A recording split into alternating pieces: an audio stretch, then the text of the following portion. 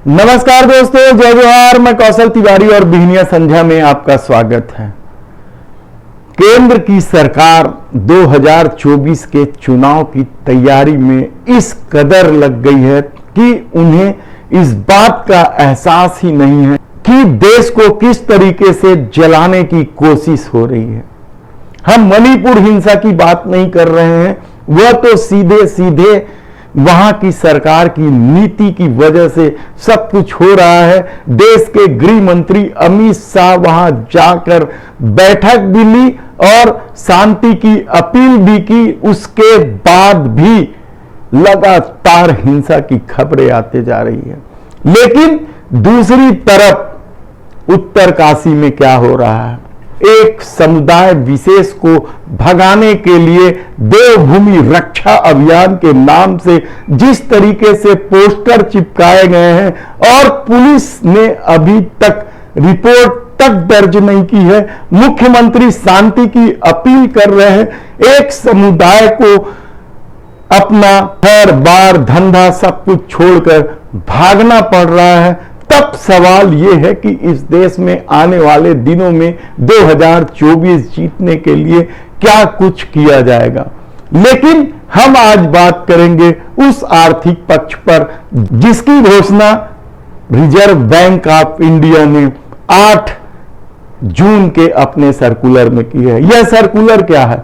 यह सर्कुलर सीधे सीधे इस देश के बैंकों के साथ बेईमानी करने वाले, फ्रॉड करने वालों को फिर से लोन देने का तरीका है, कहा जाए तो गलत नहीं हो। एक तरफ मोदी सरकार भ्रष्टाचार मुक्त भारत की बात करते हैं, जीरो टॉलरेंस की बात करते हैं, और दूसरी तरफ इस देश के बैंकों के साथ धोखाधड़ी करने वालों को किस तरीके से लोन देने की रणनीति बनाई जा रही है, वह कम चौंकाने वाला नहीं है।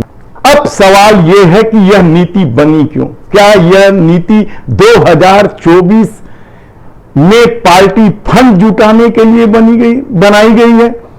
क्या यह रणनीति बेईमानों को नए ढंग से खड़ा करने की कोशिश है?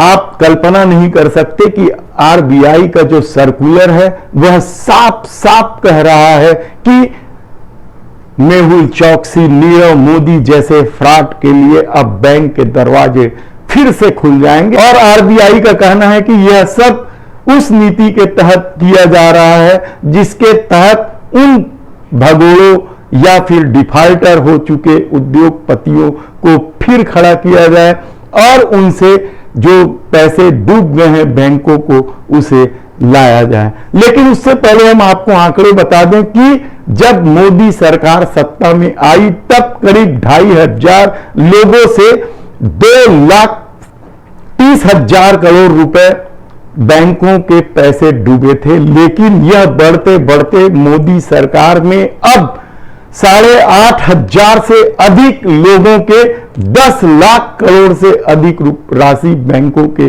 डूब गए हैं। और इस दौर में यानी मोदी सरकार के आने के बाद 38 उद्योगपति डिफॉल्टर होकर यह देश छोड़ चुके हैं।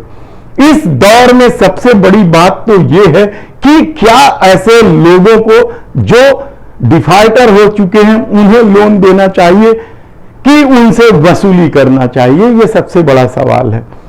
एक साधारण सा आदमी भी जानता है कि यदि कोई कंपनी डूबती है तो उसकी वजह क्या होती है। उसकी सिर्फ एक वजह होती है कि उसके प्रोडक्ट मार्केट में टिक नहीं पाए और लगातार घाटा होता चला गया और कंपनी डूब गई। यह मोटे तौर पर कहा जाता है। और दूसरी वजह मिसमैनेजमेंट का हो सकता है। लेकिन प्रोडक्ट मार्केट में जब टिका ही नहीं, उसकी वजह से यदि कोई कंपनी डिफॉल्ट हुई है तो आप उसको में कितना भी पैसा लगाए वह सफल नहीं हो पाएगा। ऐसे कई उदाहरण है। शायद ही ऐसी कोई कंपनी है जो डिफॉल्ट होने के बाद नए सिरे से फिर पैसा पाकर या पैसा लेकर सक्सेस हुई हो। लेकिन इस दौर में आरबीआई यह सब कुछ करने जा रही है और इसकी वजह अब खुलकर सामने आ गई है कि इसकी वजह है इलेक्ट्रॉल बॉन्ड के जरिए ऐसे डिफॉल्ट लोगों से पैसा वसूली करना है। यह सीधा सीधा एक डील भी हो सकता है जिसके तहत हम आपकी गिरफ्तारी नहीं करेंगे, आपकी कंपनी को 1 साल के कूल पीरियड में डाल देंगे और इस दौर में जब लोकसभा चुनाव होगा आप हमें चंदा देंगे तो हम आपको लोन भी करोड़ों रुपए के दे देंगे। ये एक डील भी हो सकती है, इस पर जांच करने की जरूरत है। लेकिन सवाल तो ये है कि इस दौर में जांच कौन करे जब हिडनबर्ग जैसी रिपोर्ट को कचरे की टोकरी में डाल दी जाती है, लोकसभा की कार्रवाई में पूछे गए हिडनबर्ग से संबंधित सवालों को म्यूट कर दिया जाता है, तब क्या यह केवल उन डिफॉल्ट लोगों के अच्छे दिन लाने की कोशिश की बजाय स्वयं के अच्छे दिन लाने की कोशिश नहीं है? इस मामले को लेकर छत्तीसगढ़ प्रदेश कांग्रेस कमेटी के अध्यक्ष मोहन मरकाम ने तो सीधे सीधे केंद्र सरकार पर हमला करते हुए कहा है मोदी सरकार जानबूझकर ऋण न चुकाने और धोखाधड़ी करने वालों को बढ़ावा दे रही। आरबीआई की नई नीति से स्पष्ट है कि बात है मोदी सरकार मध्यम वर्ग के खिलाफ है। यह बात पीसीसी चीफ यानी छत्तीसगढ़ प्रदेश कांग्रेस कमेटी के अध्यक्ष मोहन मरकाम कर रहे हैं। हम आपको बताएंगे कि किस तरीके से टैक्सों के अलावा यानी जो टैक्स जीएसटी और दूसरे टैक्स लगाए जाते हैं उसके अलावा भी केंद्र सरकार किस तरीके से मिडिल क्लास और गरीबों से वसूली करती है, उनका जेब ढीला करती है। हम आपको आने वाले एपिसोड में बताएंगे। लेकिन पीसीसी चीफ मोहन मरकाम के अनुसार सरकार को धोखा देने वाले, बैंकों को धोखा देने वाले चुनिंदा पूंजीपतियों को आश्रय दिया जा रहा है, उन्हें बढ़ावा दिया जा रहा है ताकि आने वाले दिनों में वे फिर कोई घपले घोटाले कर सके। भाजपा सरकार देश के साथ भी धोखाधड़ी कर रही है। यह नीति जानबूझकर लाई गई है कि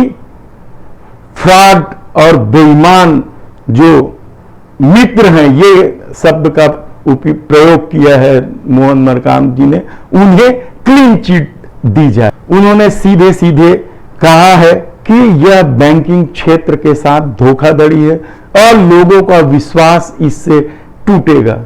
मोहन मरकाम ने तो यहां तक कहा है कि मोदी सरकार केवल अपने उद्योगपति मित्रों के लिए ही काम कर रही है और यह नीति भी उसी के तहत है। देखना है कि आने वाले दिनों में रिजर्व बैंक की इस नीति का क्या असर होगा।